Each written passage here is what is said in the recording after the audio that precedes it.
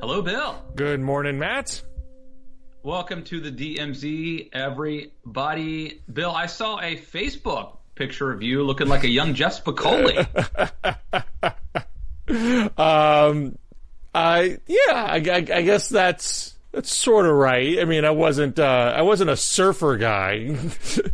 I didn't say you were acting like it. Right. I'm saying. I mean, the other thing that came to mind. I think my look wasn't a surfer look, but I did have. The other thing that came to mind was like a young Eddie Money. Was the other image. I'm not sure I was going for that either. Maybe Billy Squire. But yeah, people were. I see these high school senior photos on Facebook. I was like, yeah, I'll do mine. Mine's kind of wacky. And then Gina Louise was like, that's about solidarity with the class of 2020, so they feel better about their missing graduation. I'm like, that's why people are doing it? Who cares? Why would a high school senior care what a bunch of grown-ups do on Facebook? Yeah, I think that's an excuse for us to put up pictures when we were young. That's what I thought people were doing. I don't think the class of 2020 gives a damn. One of my friends put up a picture of the year I graduated, a picture of all the cheerleaders that year, and I was tempted to say like something to the effect of, this. In one place, you can see all the girls who wanted nothing to do with me, in high school. I thought better of it. But this is all, solipsistic, narcissistic stuff, except I think, in fairness to your photo, that one actually, I didn't know that Bill Scher existed. Well, what's funny is because in my comments, I got a whole bunch of people who know me as an adult was like, whoa, what is this? And a whole bunch of people from my high school like, oh, memories, that's the way I remember you. Oh, man. Well, good times. Check it out, everybody. You should go. Can normal people go I don't know find this? I don't know if it's tagged public or friends. But you can. I think the DMZ account could probably screenshot it and send it out before you're able to to disallow that. But the key thing, I mean, my key insight as a teenager was, because when I grew my hair long, everyone was like, oh, are you a hippie now? Are you smoking pot now? I'm like, no, I just think I should cover my face as much as possible because my face doesn't look good. And now I can't do that because I'm too bald up top for if I grew my hair to be all stringy and weird. So I put hair on my face to cover up my face. Like that's the whole strategy here. How much of your face do you cover up? So people don't have to see it. And now if I can do an awkward segue into our topic du jour, whenever I get socialist Twitter mad, I get a flood of juvenile insults about my face, like in a way that if I ever get a bunch of right-wingers mad, they don't insult my face, because I imagine they're not 15 years old, and their style of insult has evolved over time, and it just serves a reminder. They're more into showing memes of people in gas chambers. Well, they don't mess around with your face. They go for your family. They go for your They will bankrupt your brother-in-law's car dealership. Right. And so it's just a reminder that the pool of people on, Bernie or bust, hardcore socialist Twitter are likely not a cross-section of America. Not even sure they're a voting age. And we don't really know how present they are in the swing states. If you get there was a sort of a spate of socialist accounts and Students for Bernie accounts saying, we want to endorse Joe Biden. And, if it's, 60,000 Democratic socialists in Brooklyn that aren't endorsing Joe Biden, so what? And if it's a student account in Ohio, it's a student account of 10 people. I ran the student group for Paul Tsongas in 1992. There were 5 of us. We weren't going to tip the election, to George Bush if we weren't getting behind Bill Clinton at the end of the day. So I think it's a big deal that Bernie Sanders endorsed Joe Biden this week, for it to happen earlier rather than later gives Biden more time to heal whatever wounds are out there. And obviously having Bernie as an advocate and him tapping Cardi B last night to do a live stream where Cardi B's endorsing Joe Biden, they're doing what they can to consolidate the left. It's not going to be total.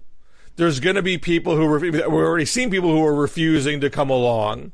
So it's never going to be a question of unanimity on the left, but it's a question of can you minimize it to a sufficient degree in the states that matter. The other, there was a scenario where this thing was going to go to a convention, and it could have been really ugly, and maybe not a clear nominee for months, and then Bernie waits months before this really has they've consolidated around Biden, I would say, very early. You're not going to be able to blame a lack of Democratic unity for this loss, if it's a loss. Well, I think it's probably going to matter on what the actual total is, what happened in the states, how well third parties do, is there evidence that people stayed home, all that kind of thing. I also think that as nice as Bernie is being right now, and as much as Biden is trying to be respectful of Bernie and roll out policy positions that are at least nods to the left, even though Biden reduces the eligibility age for Medicare down to 60, and people on some say that's great, now do Medicare for all. Like, for some people, it's never going to be enough, and Biden's never going to go all the way to the left that where Bernie would be situated. But you are seeing folks on the right. You're seeing Sean Hannity, for example, say, look, peas in a pod, Bernie and Biden, they're both socialists. Biden's just leading the Socialist Party now. I don't think Biden's going to keep emphasizing the left edge of his platform come October. He now has time and space to do some of this now in the spring, which is good, right? That's a benefit of coalescing early. I think it's a net benefit, and my guess is it's going to serve Biden well in the end. But it's not without risk, because if Biden does something more centrist sounding in October, Bernie holds a degree of power here. If Bernie makes a statement in October saying, "I think Biden's wrong here," well, that becomes big news. But say what you will about Bernie, that doesn't seem like his move. It would have to be pretty egregious for him to do that. Maybe AOC. AOC is more likely to go rogue here than Bernie.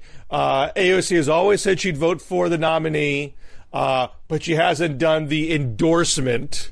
She hasn't done the live stream with Biden, and she's literally out there saying Biden's not doing enough. She's saying it's legitimate to talk about Tara Reade and the sexual assault allegation. She is not really being a help to Biden right now. So it's not insignificant if she keeps doing things that are antagonistic while nominally saying she will vote for him in the fall. It would be an even bigger story that someone who literally endorsed Biden does something to go the other way. Yes, more egregious, perhaps cries of betrayal if he does that, but at the end of the day, it's about, does Biden get elected or not, and were you helping or hurting? It's funny how mainstream AOC has become and how famous. I was watching, there's this Netflix show called The Big Show, and it's about a former professional wrestler called The Big Show who retires from wrestling and, comes basically now spending all this time with his family. And in the first episode, his daughter wants her own bedroom, refusing to give up her own bedroom, and she holds a sit-in, and it goes viral, and she talks about like being like AOC, like trying to be a progressive activist or something. I mean, she is. I don't know exactly what her name ID is right now, but she is obviously in the canon of politicians that, if you have some cursory knowledge of what's going on in the world, you know what her name is, and you know what she stands for. Which again, I mean, if you think of like how many votes she got, let's say, I mean, it's scant. Amazing. I think you look back in retrospect, but what happened in 2018. And we spent so much time talking about AOC and so much time talking about Beto and some extent talking about Stacey Abrams. What was the race that was the biggest bellwether as to what was going on inside the Democratic Party? Conor Lamb. Might be what's that? Conor Lamb. You can make that argument. I was going to say Kirsten Sinema. Okay. But I think Lamb's a legitimate case to make as far as what's going on in the Rust Belt. But Arizona wasn't the tipping point state in the primary, but clearly a huge swing state looming. I mean, the fact that it is a huge swing state. Well, there's polling showing Biden winning Arizona. Biden has been ahead in the last 5 polls in Arizona, with leads ranging from, I think, 1 to 9. Maybe there's one that's even a little bit more. I think the average lead is around 4.5. And as you pointed out to me, Bill, that you could do an electoral map where if Biden flips Pennsylvania, Michigan, and Arizona, but not Wisconsin, right, he would still win the Electoral College. I think Biden's ahead in Wisconsin, but not by a lot. It's more like 1 to 3. So you sort of can't put it in the bank. So he doesn't need to sweep the Midwest if he there's a poll where he's ahead by 6 in Florida. I mean, he wins Florida. Well, that's makes a whole lot easier. But I would say Arizona is probably his most promising southeast/southwest state, and the fact that Sinema could win in Arizona, running as a relentless centrist, that to me is the most relevant development of 2018. We talk about it so little because we've spent so much time talking about how Beto ran left in Texas and got close, and AOC ran left and won an extremely low turnout primary against an establishment Democrat. Those aren't the things that Stacey Abrams now being talked about as a running mate. And by the way, I remember Abrams is now saying that she'd be honored to be Biden's running mate. Mm-hmm. Correct me if I'm wrong, Bill. I tried to do a cursory Google search of this, and I couldn't find it. But my recollection is that Sarah Palin also broke protocol. Normally candidates sort of demur. Mm-hmm. Well, we'll have to cross that bridge, but I'm focused on my job. But my recollection is that Palin was also outspoken, saying that she would love to be picked or something. I don't remember, so I can't validate. I'm sure it wouldn't surprise me. I think if you are in that dark horse category, you tend to be more vocal about it and less demure because it gets your name into circulation. And if you're really inner circle, then you're like, I'm not even thinking about that. I don't expect to be picked. Blah blah blah. Well, here's the controversial part for me to say, but. Wasn't Sarah Palin actually more qualified? Oh, no, unquestionably. Stacey Abrams is not qualified. I mean, I think she has a lot of promise and a lot of talent, but her highest rank is state Senate minority leader. I mean, and there's so much emphasis on this person could be president if Biden dies, or likely be the nominee in 2024. I think Palin. Nominally speaking, a governor of a state, a nominal qualification just on a straight resume, but very amateurish once she became VP and lacked basic knowledge of things, and that became a net negative for John McCain. There's a basic bar to clear for VP, and to be a do no harm VP candidate, you have to clear the "Are you ready on day one?" Yeah, well, I actually don't think Palin really harmed McCain's campaign or his. She certainly tarnished his legacy. Mm-hmm. I don't think she hurt the 2008 presidential race actually, but she clearly wasn't, qualified or prepared to be the vice president, let alone the president. I mean, you can make an argument that Biden was weak on the right, and she helped shore up the base on the right, and therefore any failures of McCain relate to his ability to win the swing. But I think at minimum, you don't want your vice president to be a source of controversy and distraction in the final weeks of a campaign. You want them to be a non-factor or straight positive. And Palin was not that. I mean, McCain was literally making fun of Sarah Palin on Saturday Night Live in the final Saturday before the general election. That's not where you want to be. All right. Well, I don't want to relitigate 08, but talking about right now, I mean, it's concern. I mean, I get why Biden now has to pretend that Stacey Abrams is in the mix. But isn't it bad that there is buzz and that people are taking her seriously as someone who should be in the conversation? She really shouldn't be. I don't think it's bad. I mean, and I think Biden is going through this process in kind of a semi-public way, which is interesting. And I think part of it is that there's a certain amount of respect that you get by being nominated, if you will, by being mentioned. You know, it was an honor to be nominated, you would say, you know, at the Oscars. If Biden's name dropping you know what? If you don't get it, that's good for you. And I don't think a Stacey Abrams or a Gretchen Whitmer are going to be upset that they got name dropped and didn't get it at the end of the day, because it's still raising their national profile.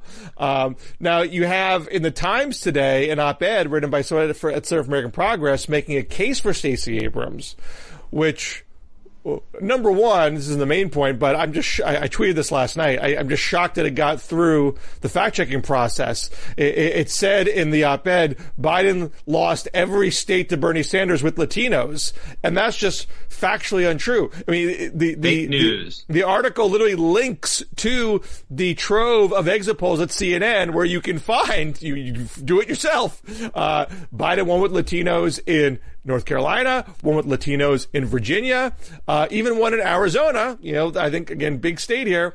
It was only by 1 point, but, you know, a win's a win. And probably Biden won in Florida, too. Biden won Florida by 39 points. And I don't know why there weren't enough Latinos in the exit poll sample for them to do a calculation. They say if the sample's too small, they don't give you a number. So for whatever reason, they didn't do it for Hispanics in Florida, but it's hard to believe Biden won the state by almost 40 points and somehow lost Latinos in Florida. It doesn't really wash. But explain to me the premise of why Stacey Abrams is the magical key that unlocks the Hispanic community. Well, the argument that the op-ed author made was he looked at past statewide electoral performance with minority voters, arguing that Biden needs help with Black and Latino voters. You know, he won with Black voters, but needs to really maximize it, especially with young Black voters, and needs help with Latinos. And said that Stacey Abrams outperformed Hillary Clinton with African Americans in 2018, and that improvement was better than anything else that, you know, a Kamala or anybody. I think he said Kamala was sort of second best, but better than anybody else. And that to me is a really thin read to base an argument on. Also, I mean, couldn't you argue? I mean, Henry Olsen makes this argument that, like, Biden's great at turning, like, Biden is great with minority voters. Like, that was his strength, actually. He did better than Kamala Harris or Cory Booker or Bernie Sanders. Like, Joe Biden's strength is actually with minority voters. Biden's weakness in the primary was young voters, and that cuts across racial lines. The Latino community is a constituency that skews young. So Burden did generally well there. Not that, I mean, there was specific target outreach that he did, but I do think that is a primary factor there. And Burden did well with younger African Americans. Some of that is, or a lot of it is ideology, but it's a bit of a jump to say, well, this means that all young voters are hardcore Democratic socialists, therefore you better be a hardcore Democratic socialist if you want to get those votes. Yeah. The pool of young voters in a general election is broader than that. Remember, Bernie did not succeed in juicing turnout amongst young voters. That means there are lots of young voters there who are probably not Democratic socialists who didn't rush out to vote for Bernie that may vote in a general election. Biden wins with young voters in current general election polling at levels that are, if not quite gangbusters in every poll, probably good enough to win, considering Biden is outperforming Obama and Hillary with seniors. And where Biden's weak in general election polling is middle-aged voters, Gen X, young boomers. Now, you may conclude, okay, well, as long as Biden's doing well enough with the young, well enough with the old, who cares about the middle? But 45 to 64 is actually a good 40% of the electorate. It's a pretty big constituency to be weak at. So I don't think he can neglect that constituency. He doesn't have to win it, but he has to at least keep the margin down. So I would argue to lean towards middle-aged and to boost that young vote, someone like a Kamala, center left, but so her being a woman of color is not necessarily going to juice the black vote, though it might. It helps broadly with younger voters who want to see that what's coming up next is not going to be another old white guy. So what's the Bill Scher vice president, running mate rankings right now? Well, I did my rankings. My rankings. What's your short list now? But as of today, I think I said. I said Kamala, Klobuchar, Tammy Baldwin, Tammy Duckworth, Gretchen Whitmer. That was top 5.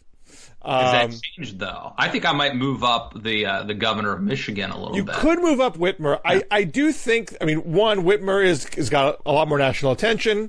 When I ranked her at 5th, it was partly because her polling in Michigan was quite middling. It was in the mid-40s last that I saw. Now, since the crisis, it's 60, 70. So you could argue, hey, she's short up her popularity in Michigan. She should be higher up on that list. If she can't flip her own state, well, good is she? And so the two things I would say that still make me pause is, number one, when was the last time a VP did flip a state? Lyndon Johnson. You can make that argument. I could argue Walter Mondale in 76 because Minnesota did flip. Is it because of Walter Mondale? That I can't quite say. But that's the most recent I could make the argument for. And I think going past that, then I don't know off the top of my head if Agnew, if Johnson flipped the state, did it? I don't think it went Republican before him, but he definitely helped guarantee the state. I don't know. I'd have to look that up. I've looked it up too. It's been a long time because Texas used to be like, a pretty democratic state, like a lot of the South used to be. Right. But Paul Ryan didn't flip Wisconsin. John Edwards didn't flip North Carolina. People that have been tapped for geographic reasons, don't magically bring their state along in modern times. There's not a lot of hometown love for politicians these days. So that's sort of a general pause. But number two, Michigan is suffering a very severe outbreak of coronavirus. So far, she is getting credit for fighting it hard. Yeah. And perhaps some credit for fighting Trump. But you don't know how she's going to look 3 months, 4 months, 5 months from now. Let me ask you this, Bill. So your top 2 picks, Kamala and Klobuchar. What are the odds it's one of those two? Is it 80% likely it's one of those two? I'd probably say that. That's my biggest concern about Klobuchar is that she won't vet. It's like I can't that really. She won't participate in being vetted, or that she will not. That she won't vet well. That there are shoes to drop about staff treatment. That there's stuff in the prosecutorial record we got a taste of it in the primary. There's more there that would be concerning. In general, you got to worry about anybody vetting. There's always be an unknown that you don't know. You don't know, but that's quote Don Rumsfeld. Unknowns. Right, they're known unknowns, unknown unknowns. But I think there are enough known unknowns about Klobuchar that you'd have to really scrub to make sure that was going to be okay. Let's say we have video of Klobuchar just verbally berating a staffer, humiliating a staffer. Then she's not getting the nomination. She's not being a VP. But let's say it surfaces after she's the running mate. That would be terrible. Would it? I don't know if that would. I don't know how bad that would actually damage Biden. Maybe it should. I just don't know how bad it would actually impact the campaign. I mean, it's always possible that people are so mad at Trump because he helped spread a lethal pandemic across the land that nothing Biden can do will matter. But you don't want video of verbal abuse of worker abuse being a distraction in the final stretch of a campaign. You want to avoid things like that in your views. Maybe it takes attention off of Joe Biden's alleged improprieties. It would probably magnify them and try to make those things more credible. Now, I've been reluctant to talk about the Tara Reade allegations because I don't think they hold up. I don't think they're credible enough to warrant. It's Tara. Excuse me. Tara. But there's a point where talking about it is inadvertently spreading something that's likely a smear that I don't want to do. But now it's been in the Times, it's been in the Washington Post, so you're sort of stuck with it. But it's still. So let me say off the top, number one, I don't find it credible because the story changed significantly in a matter of a year, and it's not changed of I was ashamed and embarrassed to talk about it, and so when I was approached, I didn't want to say anything, and so I denied it. But now I've mustered up the courage to tell the truth. Like that sequence of events, I would find credible, so long as there is other corroboration. Did you listen to the New York Times, The Daily, about it, where they did an episode about it yesterday? I didn't listen to The Daily. I read the article, but not the podcast. Okay. But I don't find credible. I proactively shared my story in April of 2019 and accused inappropriate touching of my neck. But I just didn't feel comfortable sharing the sexual assault part then. Now I'm going to turn up the volume on my accusation, a year later. Yeah. Both times, obviously, with the intent of derailing somebody's candidacy. The first time it didn't work the way I wanted to, so now I'm going to really jack up the accusation at the final stretch. That doesn't wash it. That doesn't wash with me. Let me just play devil's advocate here, though, because my understanding is that she did tell other people at the time, so back in 1993, when this was alleged to have occurred, that there were a couple of people that she confided in and told this story to. She claimed she told her mother who died. Yes. I believe, excuse me if I'm wrong, I believe 2 friends who reporters have talked to, but who won't go on the record. But I believe that they have confirmed that this was told to them. Verbally. Right. But they won't put their names on the record to say so. Her brother has told the 2 different stories. He told reporters, oh yeah, she's talking about the neck touching. And then in a second go, oh yeah, she also talked about the sexual assault.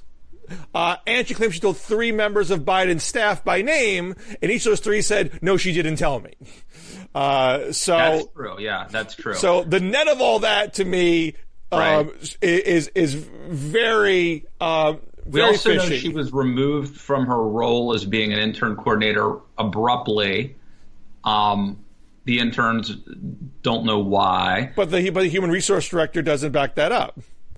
We also know that she at some point was a fan of Vladimir Putin in Russia, which is an interesting thing to be. I mean, the Putin thing. You can be sexually assaulted and have ridiculous political views. Sure. So like that to me is sort of a secondary data point. That's not to me the main argument of why I think the story doesn't add up. It does add an element of motive. Not that I think like Putin called her up and told her to go do this. But she said in that 2018 Medium post, it was the December 2018 Medium post that was 4 months before the first allegation, where she said, I left politics because America's imperialist and I love Russia, and I want to get into the arts. And then 4 months later, she's saying, Biden inappropriately touched my neck. Right. It suggests that she had a political angle to doing this that gives extra reason why she might tell a story that doesn't have the facts straight. And a second, I want to pivot to Blasey Ford and her beach friends and the potential hypocrisy. But before I do, Bill, I do have to say, and I listened to that Daily episode, which included some of the interview with Tara. Two things. One, when she recalls this alleged incident, when she says Biden said this, Biden said, "Hey man, I thought we were friends," it does sound like Biden. Well, the words, because she says, "Hey man," that's why it sounds like Biden. She takes a known verbal tick and puts it in a quote. So I mean, how hard is that to do? She's either telling the truth or is very nefarious and strategic about the way she's setting this up. I mean, she's been strategic in how she feeds the story. She goes to the Katie Halper podcast, a known diehard Bernie supporter. It's Biden. I don't know how it got the Intercept that she approached the Time's Up organization. Time's Up wouldn't provide her with representation. Although they gave her a list of lawyers. I mean, this is another fact, sort of a minor fact point. She called all these lawyers, and not one lawyer will take her case. I mean, how hard is it to find a lawyer? I mean, you can't find Gloria Allred. There are plenty of lawyers who will take on these cases just Michael Avenatti was unavailable. Just for the media attention, people take these cases, and you can't find one lawyer to take the case. I mean, that's not the main data point here, but it does add to someone looking at this saying, this story just doesn't add up. The rhetoric that it rang true. But here's the part that doesn't ring true to me. If I'm Joe Biden, I'm not going to do this in some hallway in the Russell Senate office building or wherever. I mean, let's have a couple drinks. You know what I'm saying? Mm-hmm. And Biden apparently is running back home to Delaware every night as fast as he can get the hell out of the town. Mm-hmm. Maybe if you're Biden and this is your game, you're going, what do they call them? Skin turns, Bill, back in your day? I never heard that phrase when I was an intern, I have to say. You don't run, you don't take the first train back to Wilmington every night if that's what you're after. Well, I mean those sorts of speculations. Maybe, but maybe there was one night that was different. I mean, like I can't use that and say this definitely means it didn't happen. Weird things happen. Things that they're outside the normal routine can happen. I'm just saying, as someone who doesn't have a lot of skin in this game, when the verbiage she used to describe Biden really rang true to me, as like, well, that does sound like something Biden would say. Mm-hmm. But then the part about him going back home every night doesn't ring true to me as someone who would be like playing this game. Outside of the specific, do you, don't you believe it? What I do think is interesting here is the trajectory of the story. And even though the Biden campaign has not fully contained it, Tara Reade has successfully done the media campaign, start with the friendly outlet on the left, get friendly outlets on the right to pick it up. Now you got a left-right, tag team going.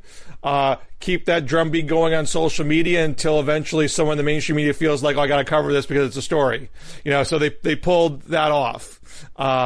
But it's still quasi-contained. I mean, it's not the big story this week. The Bernie endorsement's the big story this week as far as the Biden campaign. Yeah, which isn't even concerned. The big story this week. The big story this week is coronavirus, of course. But it's always Donald Trump, I would say. You still have a number. You have a number of columns. Amanda Marcotte Salam, Michelle Goldberg at the Times, that are kind of. Maybe, I don't know. There's some things that don't add up here. And these are pretty prominent, progressive feminists with strong reputations saying, we should take these claims seriously and hear people out, but there's still things that don't quite feel right to me. Well, but that raises, that's the perfect segue for where I wanted to go real quick here, Bill, is the believe all women thing. Right? Well, let's go there in just one second.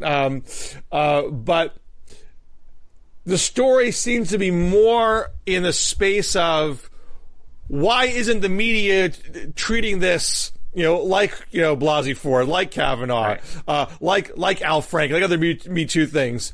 And I think in part that I think the story itself, And I have to assume that the Biden campaign's, tearing up the phone lines and saying, look, this is dirty pool. This is clearly a smear. The case doesn't add up. And I mean, their denial game is fervent. Part of running a presidential campaign is crisis management, containing attacks.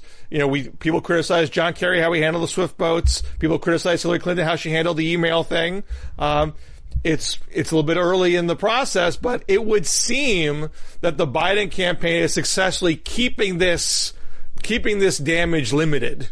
Yes, but is that because the media that are his accomplices in this to a certain degree? They like Biden. They don't like Trump. They don't want. I mean, the media loved Trump in 2016, and so they purposely fanned the email story. But now, so they don't like Trump and want to help Biden. The media goes where the story is, and if they don't feel there's a story here, they're going to be reluctant to treat it like one. I'm just saying the New York Times, who, as you pointed out, 15 minutes ago, didn't get some facts right in a piece about Biden. Right. That one presumably is not in his interest that they got it wrong. But they have not exactly wrap themselves in glory here, okay? So if you saw that story, the New York Times story, there was a line in there where it said, like, aside from unwanted touching women and sniffing their hair and kissing them, Biden doesn't have any track record of sexual harassment. Like, yeah, I guess if you put all that aside, he's pretty clean. Now, I get what they're saying, because what Tara Reade is alleging is another level. Right. So, but they did not say it well. And then Ben Smith at the New York Times talked to one of the editors, top editors, the top editor, Dean Beckett, and asked, like, why is this different than Brett Kavanaugh? And I don't think that answer was. I think that there are answers as to why these two stories are not analogous. But I don't think that was a very soothing or satisfying answer, as far as I'm concerned. I'd agree with that. I mean, I think the real argument is that Brett Kavanaugh was a Supreme Court nomination. The nomination process has a very short, finite start and finish. Yeah. And I think media organizations felt rushed. So there's this moving train of a story where someone could be coming to testify. I mean, I don't know when, off the top of my head, like, what the chronology of the Times covering it and Blasey Ford agreeing to testify or what it was. You talked about dirty pool, though. I mean, my recollection is Brett Kavanaugh was basically essentially through the hearing when the Blasey Ford story is leaked, which was then just an allegation, just a rumor, really, leaked by somebody. Was it Schumer's office? I forget. No, it was California senator. Well, I think she got accused of that. Was it? Anyway. I'm not sure if that's actually what happened. I know that was the accusation. Or whatever the case may be, it was basically over. This is like a last minute, thing that's dropped. But here's my thing. My recollection is, now as a conservative person, that's my bias. My recollection is, at the time when this story dropped, the media treated him as if he was guilty until proven innocent, and we were told, believe all women. That is not how Joe Biden is being treated by the media. There is not an assumption that we should believe all women when it comes to Tara Reade. Tara Reade. Well, I don't think it's fair. I don't think it's fair to put on a reporter. I don't think any reporter says, you must believe this person is saying in the story. I think there's a lot of commentary. Like Alyssa Milano is not a reporter. Right. But she is a public figure. Well, she's an activist. She's not media. She's activist. She's an activist. But when it came to previous allegations, and not just Supreme Court nominee, just other Me Too moments, she was basically saying, believe all women. Now she's basically saying, well, we should have due process, the presumption of innocence, right? I mean, she's changed. Well, I think a lot of the folks on the left at the time of the Kavanaugh nomination were saying, look, we can't argue there's enough evidence here to prosecute somebody in court. But this is a lifetime appointment to the Supreme Court. There's no backsies here. And there's enough credibility here to say, you know what? You can find some other conservative judge to be on the Supreme Court besides this guy. And you don't have a lot of time to do the kind of thing you might want to do. You have to make a decision up or down right now. Maybe this guy isn't the one. Maybe you should go pick somebody else. I think that's a fair. I mean, I'm sure I haven't done the Googling yet, but I think there was a lot of commentary along those lines. You know, here's something where the election's not for November. There's more time to vet stories. So some people on the left were saying, how dare the Times wait 3 weeks to investigate the story and drop it the day, Bernie, after Bernie says he's effectively leaving the race. I don't think that's bad for the Times to take care in reporting a story and not rushing out if they don't have to. And they can't control when Bernie stays there or drops out. In defense of the Times, one of the things that they were looking for is apparently, allegedly, Tara filled out some sort of a complaint back in 1993. Which no one can find. Filed it with an office that she doesn't remember the name of. And they were trying to find that paper trail. Yeah. Which they couldn't turn up. Right. So, I think it's. I mean, I'm not saying that the Times is exempt from criticism here. I mean, you certainly can argue. Who cares? That's a rush time frame. You should not rush news. And if you can't nail the story down, then you should have held it. I mean, there's an argument there. I'm not saying it's not an argument, but it's not quite an apples to apples situation because of the time frames of the situation. And I think that affected the Times judgment here. I agree that these two things they're not perfectly analogous. And in fact, I did a very short sort of Twitter thread that some people didn't like. Making this same point that you're making, but I'm playing devil's advocate here. And I do think it's fair to say that I think conservatives are somewhat interested in exacting revenge. Like, they feel like the Brett Kavanaugh thing was an unfair attempt to take down their guy when he was, in their mind, unfairly accused of something. And now that Biden is, the rules have changed. And so I think that they are very sensitive to this, and I think they want to see this. They're overlooking the fact that there are some key differences in the two stories. Well, I think one, conservatives are gleefully looking for an opportunity to call people on the left and people in the Me Too movement hypocrites, and they want to call Alyssa Milano a hypocrite. Yeah. So there's well, they have an argument, don't they? I think they have an argument. And see, I always thought, and the interesting thing is how I think semantics could have solved a lot of our problems. If you said, if you had said, like, look, if women make an allegation, I think we should take it seriously and investigate it. Like, okay, sign me up. I'm on board with that.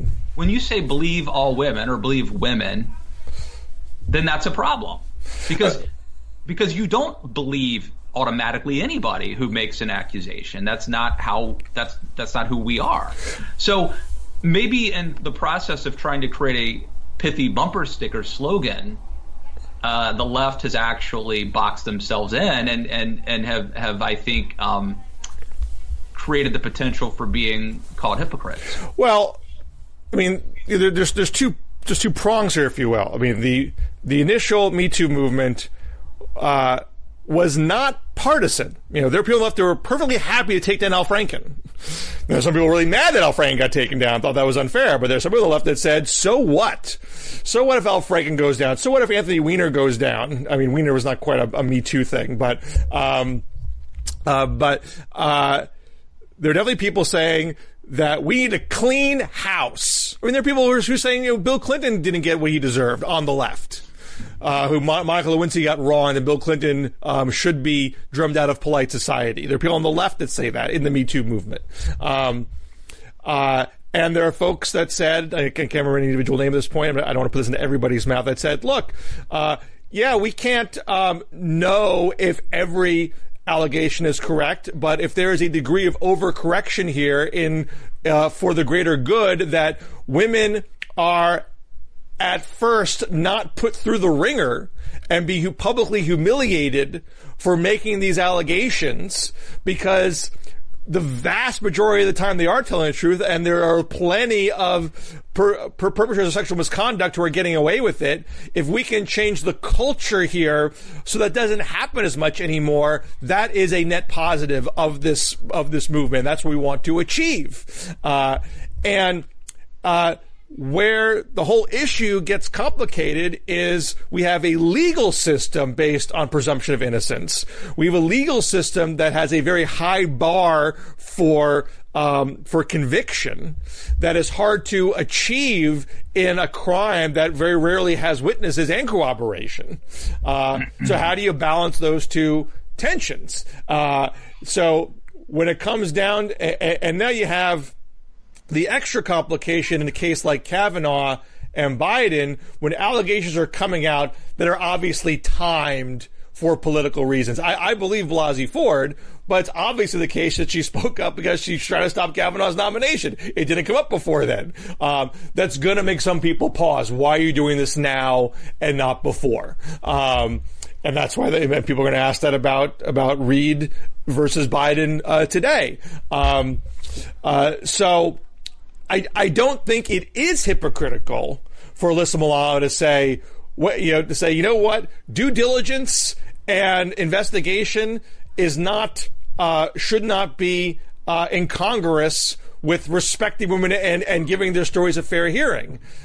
We shouldn't drag Tara Reade through the mud to investigate her story. People point out James Carville saying, drag a dollar bill through a trailer park and who's won't know what will come up. Those types of comments are not appropriate in any context. Yeah. And I do. But as a conservative, and obviously one who is now in exile, but I guess I'm going to play the role here of equal time for Republicans on this show. James Carville was the top strategist for a two-term Democratic president who was accused of rape, who was accused of all sorts of things, and who we now know as, the president of the United States had sexual relations with a young intern.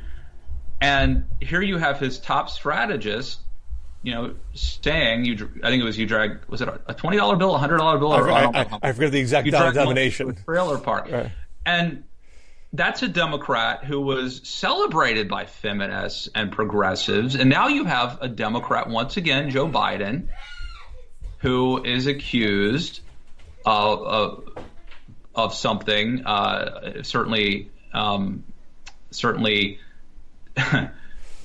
not good. Mm-hmm. I'll sound like Donald Trump. Very powerful, very horrible. Well, here's my point. My point obviously is do we just, if it's a Republican like Brett Kavanaugh, we should end his career. If it's Bill Clinton or Joe Biden, then we can't really believe all women when it's a Democrat we're talking about, because the stakes are so high. Well, the stakes are high in both cases, and I think both cases deserve investigation. I think the Reade story has got investigated.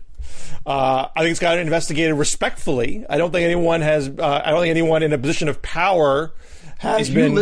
If you listen to that New York Times, I can't believe how in the past week prominent people at the New York Times have basically botched things. If you listen to that daily podcast where they asked the reporter who was on this beat, and she says, I interviewed Tara Reade last year, but then we got busy, we got distracted from the story, we started covering the Mueller investigation. Okay, you're admitting that there was an allegation against Joe Biden And your excuse for not following up is that you got distracted by something else, by going after Donald Trump, by the way? Well, I haven't heard the podcast. That wouldn't be great. I'm not sure you should admit to it, even if it's true. But I do know that the Associated Press and the Washington Post said they did talk to her at the time, and they didn't. And I think the Associated Press said we couldn't corroborate her story, and so we didn't run that one. I don't know if every journalist should be pegged for simply dropping the ball. There's been reporting to suggest that they did look into it. And this was the much softer accusation of just touching her neck. They thought, we don't think this is provable at this point. Anyway, I really have to jump because I have some work I have to do. It's time sensitive. All right. For the audience, Bill did tell me that we had a hard out at this time, so he's not dodging me like he normally does. I went pretty deep down this rabbit hole, so I don't think I should be accused of anything. Anyway, anything you want to plug quick? No. Just follow us on Twitter at DMZ Show, and we'll be back next week. All right. Take care.